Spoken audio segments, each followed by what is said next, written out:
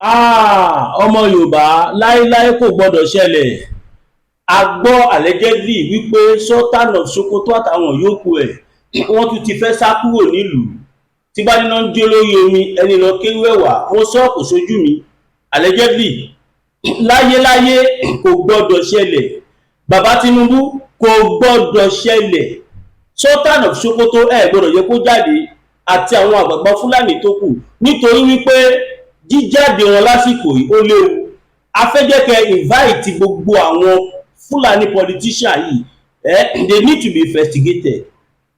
Bàbá Tinubu ẹ̀yin náà ẹ wo ohun tí àwọn olórí burúkú Fúlàní ẹ wo àrà tí wọ́n ń dá. Ṣé mọ́yé Nigerian Army base tó wà full loaded pẹ̀lú àwọn ọ̀gá ogun táwọn olórí burúkú yìí tí wọ́n dẹ̀ lajúlẹ̀ tí wọ́n ná àwọn terrorist Fúlàní terrorist tí wọ́n ní wọ́n loot. Èmi ń sọ fún yín wípé ẹ ní láti investigate Sultan of Sokoto. Gbogbo wa la mọ ìwé èèyàn tí Sultan of Sokoto jẹ́, kò ṣẹ̀ṣẹ̀ máa ṣe àtìlẹ́yìn fáwọn olórí burúkú yìí. Tẹ́ bá rántí ẹ̀rí máa jẹ́ mi nìṣó, ọ̀rọ̀ àárọ̀ yìí ọ̀rọ̀ kan ẹ̀rí kan ni. Láyéláyé ẹbẹ̀ sí ní comment section wípé kí any country kó má gbà kó wọlé sílùú òun, ohun tí òun àtàwọn yòókù ẹ̀ tí wọ́n bẹ̀rẹ̀ wọ́n gbọ́dọ̀ parí ẹ̀, wọ́n gbọ́dọ̀ kó kúrò lẹ̀. Now ẹ bá gbọ́ ní 2014 ó ní kan tí mo fẹ́ fàyọ lọ́rọ̀ yìí ẹ bẹ̀rẹ̀ sí ní bá wa táàgì àwọn international communities, àwọn ọmọ Yorùbá tí ó yé tí wọ́n wò pa kórìíra bàbá Tinubu, ẹ sẹ́ndì fídíò sí wọn. Gbogbo ọba ilẹ̀ Yorùbá pátápátá ẹ bẹ̀rẹ̀ sí ní bá wa sẹ́ndì fídíò sí wọn torí pé kí ni wàhálà ti wà, ogun gan ti wọlé dé.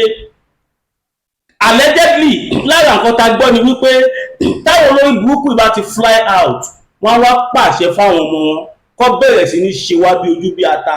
Allegedly ọmọ Yorùbá ẹ jẹ́ ká kí sáré ka formation ìjáde fún yín. Now Sultan of Sokoto tell Boko Haram to stop paying Mùsùlùmí ní 2014 pé káwọn Boko Haram kó má pa Mùsùlùmí mọ́, tó túmọ̀ sí wípé àwa Christian àtòníṣẹ̀ṣe automatically ilẹ̀ Yorùbá ló ń bá wí ẹ̀, because he is aware that Yorùbá land is a circular land. Àtàwọn ọmọ Ìgbò pé kó fi àwọn èèyàn tiẹ̀ lé àtàwọn Haúsá ló ń sọ yẹn. Tọ́bádẹ́ wò dáadáa àwọn Haúsá Kaduna ọ̀pọ̀lọpọ̀ wọn 95% ti Kaduna Christian ni wọ́n, tí mi bá ṣe mistake. Ó dọ́gbọ́n send signals wọn pé ẹ má pa àwọn Haúsá àti Fúlàní, Yorùbá àti Ìgbò torí àwa la máa ń ṣe Christian and Muslim àti ìṣẹ̀ṣe. Ìyẹn tún kéré o, ẹ ti gbọ́ nǹkan kan. Sultan of Sokoto tẹ̀ ń wò yìí, he is a brigadier general in the Nigerian Armed Force. After tó kúrò lẹ́nu iṣẹ́ ológun ló lọ jẹ Sultan of Sokoto. Ẹ ti gbọ́ kankan o. Now eléyìí tí mò ń sọ yìí 2014 ni mo ti máa sọ̀rọ̀ mo máa sọ̀rọ̀ ẹni 2025 ẹ lè mọ̀ wípé àwọn ará bíi olórí burúkú ni wọ́n, àwọn èèyàn tó jẹ́ kéèyàn rí kó sá ni wọ́n. Ẹ bá gbọ́ o, the Sultan of Sokoto Alhaji Sa'ad Abubakar III has condemned what he described as repeated and ungodly. The Sultan, who is the President General of the umbrella body for Muslims in the North, the Jamaat Nasrul Islam, in a statement yesterday in Kaduna, and directed Muslims to pray for the restoration of peace and security in the country. The Sultan, in a statement signed by the Secretary General of JNI, Dr. Khalid Ali Abubakar, condemned the incessant attack on Muslims. He's only interested in Muslim only. Now ẹ ti gbọ́ kankan, ṣé yẹn ṣì ìṣìlẹ́gbọ́ tẹ lanu kí lẹ ti wà gbọ́. Ọmọ Yorùbá ọ̀nà ti fẹ́ sá lọ pẹ̀lú àwọn yòókù ẹ̀. Bàbá Tinubu àwọn olórí burúkú tí wọ́n fẹ́ bá ti yín jẹ́rìí. Àwádẹ́ ìfàsìkò yìí sọ fún gbogbo àgbáyé wípé tí àwọn Fúlàní terrorist tó bá take over power tàbí tẹ́nìkan plan coup, ilẹ̀ Yorùbá ò ní recognize ẹ̀. Àwa ọmọ Yorùbá a a ní recognize any forceful take of power tàbí any coup, a ní kẹ́ má ṣe ní ilẹ̀ Haúsá àti ilẹ̀ Ìgbò, ilẹ̀ Yorùbá láwà ń sọ. Bóyá òdìtẹ̀gbàjọba ni o, bóyá ọkọ̀ nítorí pé ojú ọ̀gá àmì àbí nǹkan kan ó wá ló fẹ́ gba ìjọba, tàbí ẹ̀yin kan tí ẹ̀ tó nǹkan tẹ̀ pera yín tẹ wá declare pé èyí ni olórí Nàìjíríà, kò ní ṣẹlẹ̀. Yorùbá ya pull out we are going to pull out with immediate effect, and we will defend our territory. Ẹ wo báwọn Fúlàní ṣe ń pa àwọn àmì nísìnyí báyìí, it has now become a normal thing. Mo rí fídíò kan níbi táwọn àmì ti ń sunkún. Kéèyàn tó lè ra àmì tó máa sunkún lójú ogun, ó ní bó ṣe jẹ́. Àwọn guys yẹn dẹ̀ sọ̀rọ̀, wọ́n ní wọ́n fi life àwọn play politics ni. Wọ́n náà wọn lórí búkú Fúlàní kà báyìí, tó bá ní káwọn lọ báyìí wọ́n á ti sọ fún àwọn arábí pé ẹ lọ gba báyìí, káwọn tó sọ pé àwọn bọ́ọ̀lẹ̀ tí gbá ti wọ́n á ti pa gbogbo wọn tán. Ẹ wo bó ṣe ń lùtù military base. Nígbà tí wọ́n bá lè máa take over military base nílẹ̀ Haúsá, kí wá ní ká sọ fún ilẹ̀ Yorùbá? And this is some of the reason why we must pull out with immediate effect. Ibẹ̀ láti wọ́n sọ pé a fẹ́ ṣe rádì táwọn olórí burúkú ọmọ Yorùbá kan tí wọ́n ní ṣàǹfààní ilé ayé wọn, tó ń san tójú wọn ò tó, torí ìjẹkújẹ tí wọ́n ń jẹ látara àwọn Fúlàní, wọ́n kọ́ntínú láti máa pe Fúlàní lọ́mọ ìyá wa. Níbo ló ti gbé jọra wọn? Fúlàní mélòó lẹ máa rí tó máa jáde tó máa ní ọmọ ìyá òun lọ́mọ Yorùbá?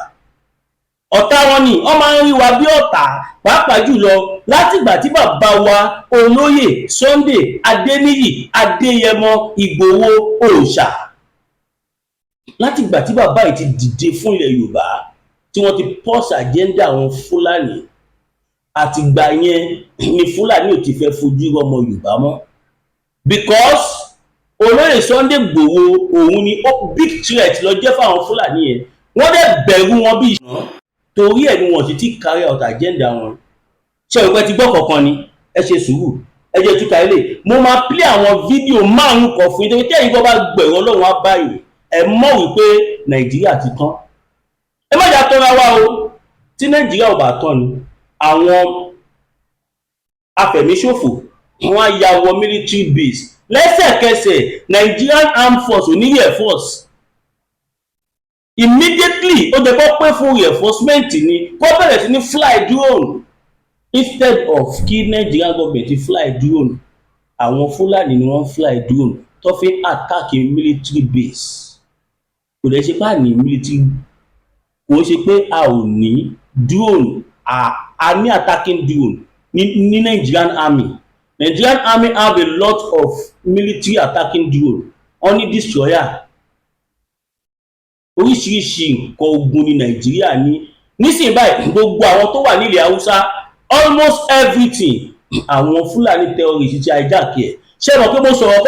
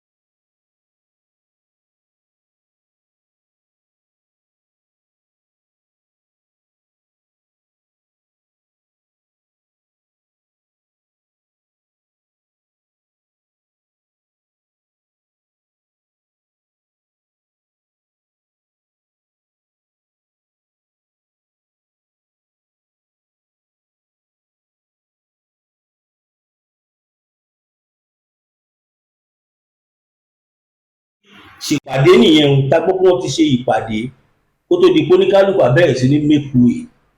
Tí wọ́n mọ̀ pé àwọn ọmọọṣẹ́ àwọn wọ́n ti ní mọ́dà nínú ọkọ̀ tí wọ́n lè fi bá wa jà. Ẹ máa kọ sí comment section láàárín èmi àti àtẹ̀yìn tẹ̀ ń wò wá. Ṣé ó tó ká pín àbí kò tí tó ká pín? Ẹ̀yin tí rí nǹkan kan o. Kódà mo sì máa play àwọn kankan fún yín tẹ́pẹ́ lómi àfẹ́ máa sunkún. Mo ní àwọn fídíò kan lọ́wọ́ lórí bí àwọn ajínigbé bí wọ́n ṣe ń ṣe àwọn Nigerian army yánkanyànkan, wọ́n ti fẹ́ pa àwọn army tán. Now kó tó di pé mo fi fídíò tó fẹ́ fi hàn ìfihàn yìí, ọmọ Yorùbá ẹ má gbàgbé rally ti wà ń ta o, ẹ support Masbi TV, ẹ fẹ́ mi náà support, ẹ support mi. Tí bàbá wa Ọláyọmí Kóìkí yẹn general nìyẹn, gbogbo ayé ló mọ̀. Eléyìí èmi sọ pé èmi àti tíìmù mi ẹ support wa, ẹ support wa. Rally ti wọlé dé tán, ìtókù tí láàbí ṣúlẹ̀ nìyí. Tí bàbá mi Olóyè Sunday Igboho tó bá ní ká jáde, gbogbo ọmọ Yorùbá máa tún jáde bí èèrà, torí pé a nígbàgbọ́ nínú wọn débi wípé ìgbàgbọ́ ta nínú bàbá wa Olóyè Sunday Igboho àti bàbá Akíntóyè ó kọjá nǹkan tí a lè fẹnu sọ, torí pé àwọn nìkan ni elder tó wà nílẹ̀ Yorùbá tó ń ṣe ohun tó tọ́ àti nǹkan tó yẹ, tí wọ́n dúró tí àwa ọ̀dọ́ pé Ọlọ́run á lò mí láti gba kọ́ńtì wa fún wa, àmì lágbára Ọlọ́run. Ẹ já bẹ̀rẹ̀ sí ní máa ṣàdúrà fún bàbá Akíntóyè, tó kí bàbá yẹn èèyàn ni wọ́n. Tó bá sọ pé elders leaders, ohun tí bàbá yìí ṣe ni wọ́n pè ní leadership. Kò ń ṣe pé kéèyàn wà nípò ńlá kan kó máa oppress àwọn èèyàn, kó máa fìyà jẹ wọ́n, kó máa deprive wọn of their rights, kó máa ṣe oríṣiríṣi kan. No, bàbá wa Professor Banji Akíntóyè is an example of a leader. Gbogbo ẹnu ni mo fi ń sọ, gbogbo ayé náà dẹ̀ ló mọ̀ pé àwọn àtọmọ wọn Olóyè Sunday Igboho, bàbá wa Ẹ̀mọ̀lá, bàbá wa Prince Albert, bàbá Olúṣọlá, bàbá wa Àkànbí Yágbóyájù, the new president of Yorùbá World Media, àti bàbá wa Gani Alágbàlá, bàbá àgbàlagbà, president general gbogbo Ìfẹ́lódùn, àti ìyá wa Kentos. Mo kí yín gan ni, ẹ kú iṣẹ́ ọpọlọ.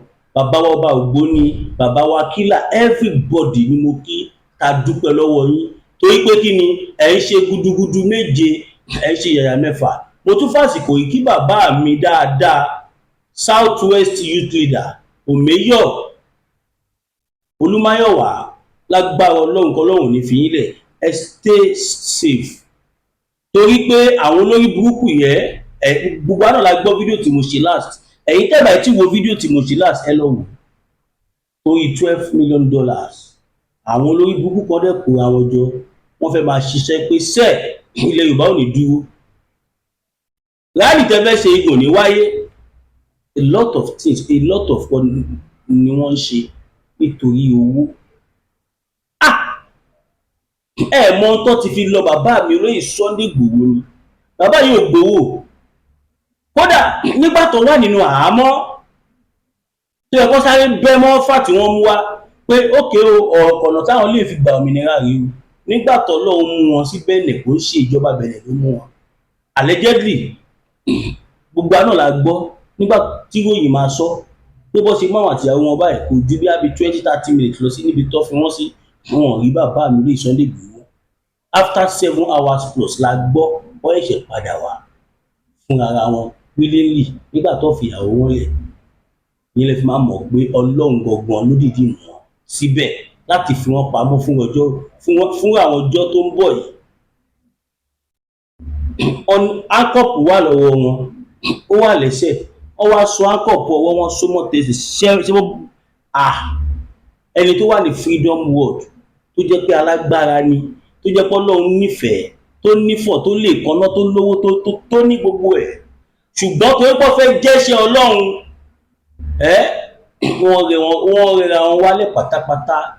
Olóyè Sunday Igboho mọye gọ́vnà tó máa ń tó sẹ́nà wọn tó bá fẹ́ rí wọn ni, ó máa dúró, ó máa kàn ẹ́ ni. Bàbá yóò ṣe ẹni kékeré, kódà gọ́vnà Ṣèyí Mákindé tó jẹ́ gọ́vnà Ọ̀yọ́ lè ní wọ́n lè testify sí wípé atato iyọ̀ ọdún. Bẹ́ẹ̀ ni irú àwọn èèyàn báyìí la nídìí ilẹ̀ Yorùbá, kò ń ṣe olórí burúkú àwọn èèyàn tí wọ́n máa tà wá. Ẹ rí i pé àyè gba tápà ó ń kọ́lé gùn tí ó bá rí bẹ́ẹ̀ irú Sultan of Sokoto yẹn kó máa decide life wa fún wa ní South West. Adẹ̀ lájúlẹ̀ adẹ̀ ń wò ẹ̀yin bàbá wa àwọn Kaaba ti fẹ́ sá kúrò nílùú, ọrùn yín dẹ̀ lọ máa dá sí. Ẹ̀yin bàbá wa lọ́ba lọ́ba níjòyè níjòyè àtẹ̀yìn olóṣèlú ilẹ̀ Yorùbá ẹ jára yín o, ẹ tètè dá sọ́rọ̀ òmìnira ilẹ̀ Yorùbá kó tó pẹ́ jù. Kò pẹ́ jù báyìí o, ohun tó wà lókè ó sì tàṣọ ọgbẹ. Ẹ empower gbogbo àwọn local security yín, kò ń ṣe pump action ṣàkàbùlà tó ń gbé dání. No, gbogbo wa láti rí nǹkan táwọn terrorists ń ṣe, kò sí nǹkan tó stop vigilante, so safe corp, ìfẹ́lódún security, OPC, Àgbẹ̀kọ̀yà, Sọ̀lúdẹ̀rọ̀, kò sí nǹkan tó stop gbogbo àwọn security yẹn láti má gbé machine gangan, not even only AK-47. Ṣùgbọ́n fẹ́ defend wa ni, a ti rí nǹkan táwọn wèrè yìí ń kó bọ̀. Gọ́ọ̀mẹ̀ntì ti jẹ́ ká mọ̀ wípé àwọn ò kápá wọn, then àwa ọmọ Yorùbá a máa support ìjọba, kí ìjọba má worry, a máa help wọn láti defend ara wa ilẹ̀ Yorùbá. Gbogbo ibùkú tí ẹ̀yin terrorist tẹ́ bá ń ṣe nílẹ̀ Haúsá ẹ jẹ́ kó mọ sí ilẹ̀ Haúsá, tó gùn bá fẹ́ bẹ̀rẹ̀ sí ní pa yín kó máa fẹ̀jẹ̀ yín wẹ̀lẹ̀ ọkọ̀ọ̀kan. Tẹ́ bá fẹ́ jẹ́ káwọn alálẹ̀ ilẹ̀ Yorùbá kó bẹ̀rẹ̀ sí ní fi ẹran yín yílẹ̀, stay away from South West. Stay away from South West.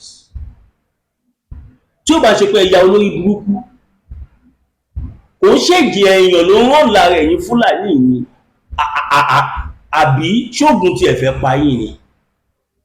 Kí ló kọ́ yín pẹ̀lú ọ̀rọ̀ ọmọ Yorùbá? Ẹ̀yin lè máa sọ bí láìfù wá ṣe máa wà ní ẹ wá ń kógun gà wá ká lè ṣe kí ni, ká lè káwọ́ sókè. You got it wrong. Nígbà táwọn olórí burúkú yìí, bóyá àwọn ọmọ Yorùbá kan ni wọ́n lọ yọ sọ fún wọn ní ìhun, bóyá bákan ni nobody knows. Ó kọ́ dẹ̀kan náà wọ́n gbé ìbọn kalẹ̀, wọ́n wá lọ ra ọfà both manual and automatic tá gbọ́ pọ́ra is more than 5 million pieces tí wọ́n ní wọ́n kó wọlé fún wọn pé àwọn Yorùbá ibo lè ràn Yorùbá. Àwọn tó nífọ̀ tó lè kan náà nìbọn kàn máa pa bí àwọn ọmọ àwọn tó wá gbélé Yorùbá tàbí àwọn ọmọ àlejò. Ọmọ nǹkan tí Yorùbá wọ̀t òun lẹ ṣe rí tó ṣe ń dọ́gbọ́n fẹ́ gba ẹ̀sìn lọ́wọ́ wa. Ọmọ kì táwọn bá ti gba ẹ̀sìn lọ́wọ́ wa ó ti tán. Táwọn bá ti gba ìṣẹ̀ṣe lọ́wọ́ wa tí wọ́n gbé ṣàjòjì lé wa lọ́wọ́, àwọn máa yìnbọn máa ràn wá, àwọn máa ṣe gbogbo nǹkan máa kàn wá. This is a security alert. Bàbá Bọ́lá Ahmed Tinubu afẹ́jẹ́kẹ́ bá wa investigate Sheikh Gumi, El-Rufai, Mẹ́tawálé àti Shettima vice president Nàìjíríà. Zagzagya bìkí ló ń pè El-Rufai, gbogbo sẹ́ẹ̀tì wọn yẹn ẹ bá wa arrest gbogbo wọn kẹ́ investigate wọn. Tó bá possible gan kó máa gbé bẹ́ẹ̀ kí ilẹ̀ Yorùbá lè rojú, kó lè ráyè, kó lè rojú, kó lè ní àlàáfíà. Torí àwọn olórí burúkú tẹ̀ ń wò tí wọ́n jẹ́ Kàbá wọn ò fi bò báwọn kọ́ láwọn sponsor wọn. Sitting governor lọ́wọ́lọ́wọ́ báyìí bóyá Zamfara ni àbí Borno tó ń confam pé Mẹ́tawálé òun àtàwọn afẹ̀míṣòfò ọjọ́ sùn wọ́n jọ ń jí nínú government house. Ẹ má gbàgbé o, ìròyìn kan ti sọ ń gbà kan tó fẹ́ mú kí ló kọ̀ ṣé Saheed Sokoto àbí kọ̀ọ̀kan tí bá wọn ti máa sọ kíní kan Sokoto lọ́ọ́ pé bọ̀bọ̀ yẹn tó lọ ju àdó olóró sí ṣọ́ọ̀ṣì tó pa a lot of people. Nígbà tó máa mú bọ̀bọ̀ yìí inú iléeṣẹ́ tí màá ní wọ́n ti rí. A lot of nǹkan ló ti fi ojú hàn pé àwọn Fúlàní wọn they are nothing but àdàlú afẹ̀mí èèyàn ṣòfò. And we the Yorubas, we the indigenous people of Yoruba land, we will no longer take this. Enough is enough. Ó ti tó gẹ́. Wọn kì í sun ẹran pọ̀ kíkan kọ̀ọ̀kan pa. Ẹ fi àwa ọmọ Yorùbá sílẹ̀, ẹ já máa bá tiwa lọ. Bàbá Tinubu sọ pé kẹ́ má remain as president. Ohun táwa ń sọ ni wípé ẹ tú òkun lára àwa ìran yín ká máa bá tiwa lọ. Ẹ lágbára láti ṣe. Ẹ má jẹ́ kó dìgbà tí àwọn Fúlàní tó bá wọlé sí wa lára jù báyìí lọ, ṣèbẹ́yìn náà rí kan tó ń ṣẹlẹ̀ nísìn, káwọn Fúlàní kàbà tó ń lo helicopter láti lọ máa fi supply weapon fáwọn wèrè yìí, tó ń lo helicopter tó fi fún wọn lóúnjẹ, tó ń lo helicopter tí bá níná ń jó lórí omi, ẹni lọ kẹ́rì ẹ̀ wá máa fi hàn yín sìn. Torí ọ̀pọ̀lọpọ̀ ló máa ní irọ́ ni kìnnìkan, eléyìí ò kì í ṣe irọ́, òótọ́ pọ́nbélé ni. Yes, òótọ́ pọ́nbélé òun ni. Òun mo fẹ́ àdúrà tí mo máa ń gbà kó má jẹ́ inú second fún yẹn ló wà. But mo mọ̀ pé gbogbo ọmọ Yorùbá ló ti rí nǹkan tí mo fẹ́ fi hàn wọ́n yìí. I have that belief. Gbogbo ọmọ Yorùbá ló ti rí. Ó yá, ẹ wò ó, mo yọ sound yẹn ní o, torí tí bá yọ sound yẹn kó má lọ ní copyright. Helicopter lẹ̀ ń wó lọ́ọ̀kan yẹn tó ń já ammunition lẹ̀ fún wọn o. Ṣé ọ̀nà tí helicopter yẹn á fò padà ń sìn yìí? Ṣẹ̀rí blade helicopter yẹn ló rò yẹn, ẹ ti rí, ó máa fò ń sìn. Allegedly a gbọ́ pé oúnjẹ àti weapon ló supply wọn. Can you imagine? Ṣẹ̀rí helicopter yẹn ló fò sókè yẹn. Ṣẹ́yìn náà rí, wọ́n dẹ̀ ń tọ̀ wá pé wọ́n ń wá wọn, wọ́n ń ṣe gbá, wọ́n fẹ́ bá wọn jà. Helicopter eléyìí yàtọ̀ sí ti tẹ́lẹ̀ o, fídíò míì lélẹ́yìí. Ṣé mọ̀ pé fídíò kan náà ti kọ́kọ́ jáde ńgbà kan tí wọ́n ṣògbó ṣe wá já ammunition fún wọn, eléyìí tún yàtọ̀. Àwọn tó wá jẹ́ leader gbogbo wọn fẹ́ sá kúrò nílùú, so that tó bá ti sá kúrò nílùú anything tó bá ń ṣẹlẹ̀ wọn ò ní lè mú wọn fún, because àwọn fún ara wọn mọ̀ wípé internet will never forget and government will never forget. Àwọn fún ara wọn mọ̀, pàápàá jùlọ Sultan of Sokoto, òun fún ara ẹ̀ ó mọ̀ wípé tí wàhálà yìí bá bẹ̀rẹ̀ tán ó máa fẹ́ arrest òun. Ó ṣe kí ni ló ṣe gbígbèsè àti júbà ehoro máa ibi tó ti júbà ehoro kó tó di pọ́wọ́ tẹ̀, kódà pọ́n ní kí wọ́n padà ọ̀dà play ẹ pé kó yá láti padà.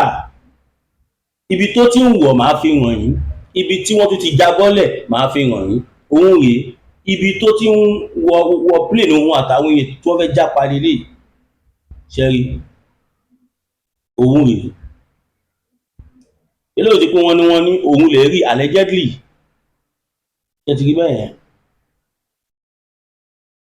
Ṣẹ́rí òun ló ń wọlé yẹn.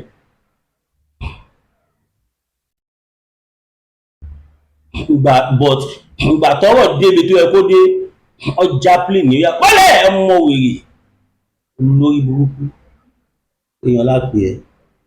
Ó yá náà, ibi tí ó ti ń wọlé nìyẹn. Ó dà kó wá ọ̀dà jet yẹn pé kó láǹdì padà, I don't know, wọ́n fún mi ní information yẹn ni. Now ẹ jẹ́ kí n fi ibi tí wọ́n ti ń jáwé ìbọn ọ̀lẹ̀ fi hàn yín. Ẹ ti rí bí ó ṣe ń bọ́lẹ̀ lélẹ̀. Ṣé rí, kódà àwọn èèyàn ti circulate fídíò yẹn gidi gan. Ṣé rí bẹ́ẹ̀? Ìgbà tó ń bọ́lẹ̀ nìyẹn, kò gbọdọ̀ ráyè sá lọ. Now ọmọ Yorùbá, ẹ jẹ́ ká sowọ́pọ̀. Àsìkò tá a wà yìí kò ń ṣàsìkò já o.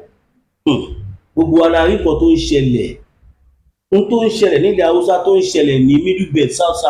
Mo fẹ́ kẹ́ mọ̀ pé South West ló máa fẹ́ fìkàlẹ̀ sí o. Ẹ jẹ́ á lọ dira. Ọ̀rọ̀ tí bàbá mi olóyè Sunday Igboho sọ lélẹ́yìí, ọ̀rọ̀ tí bàbá wa Professor Banji Akintoye sọ lélẹ́yìí, ọ̀rọ̀ tèmi ọmọ yín Mass BTV tí mò ń sọ lélẹ́yìí, ń tẹ̀yìn yan wa náà dẹ́rìn lélẹ́yìí tẹ́ fi ń wò mí. Ẹ jọ̀ọ́ nítorí ẹ pín fídíò yìí, ẹ jẹ́ kó dé ọgbọ́n tó mọ Yorùbá wà. Ẹ jẹ́ kí wọ́n mọ̀ wípé àwọn Fúlàní wọn ò bá wa ṣe rí. Ẹ jẹ́ kí wọ́n mọ̀ wípé ká pín òun ni total solution. Àwọn olórí wa ìwọ́n mọ̀ pa máa pín, ṣùgbọ́n wọ́n fẹ́ jẹ́ ká pín at their own convenience. Torí pé nǹkan tí ò lè yí àwọn ló pọ̀ jù lọ tó yí wọn lọ. Wọn ò mọ̀ pé táwọn wèrè bá ya wọlé dé, wọn ò ní mọ̀ bóyá ẹnìkan president, bóyá ẹnìkan governor, bóyá ẹnìkan senator, bóyá ẹnìkan anybody tó bá rí wọ́n máa kiss anybody lónìí. ṣé ó wá dìgbà tó bá ń kíìsì wa tá à ń kú tó ń pa wá tó ń ṣe gbogbo ẹ̀ kẹ́yìn bàbá wa tó wá dúró wípé ṣẹ́ ó tó gẹ́. Ọmọ Yorùbá ẹ dìde tiwa o, ẹ̀yin bàbá wa ẹ má wò wá níran o, ẹ má wò wá níran o. Tí wọ́n bá ti take over army military base kí ló tún kù? Kí ló tún kù? Mo dẹ̀ fẹ́ kí gbogbo wa mọ̀ wípé kíní yìí kò ṣèṣì o. Àwọn tó dẹ̀ jẹ́ àwọn bàbá wọn tí gbogbo àwọn èèyàn ti mọ̀ wọ́n mọ́, wọn ò lè sọ pé àwọn ò mọ̀ nípa ẹ̀ o. Ṣé army base ṣé military base náà ló wá simple tó yẹn? Wọ́n gbà láàkọ́kọ́, wọ́n gbà ẹlẹ́kejì, wọ́n gbà ẹlẹ́kẹta, tó bá fi gbà dé ilẹ̀ Yorùbá á wá di pé tá a bá fẹ́ jáde lọ síbi iṣẹ́ gan àkọ́kọ́ lọ sanwó fún wọn.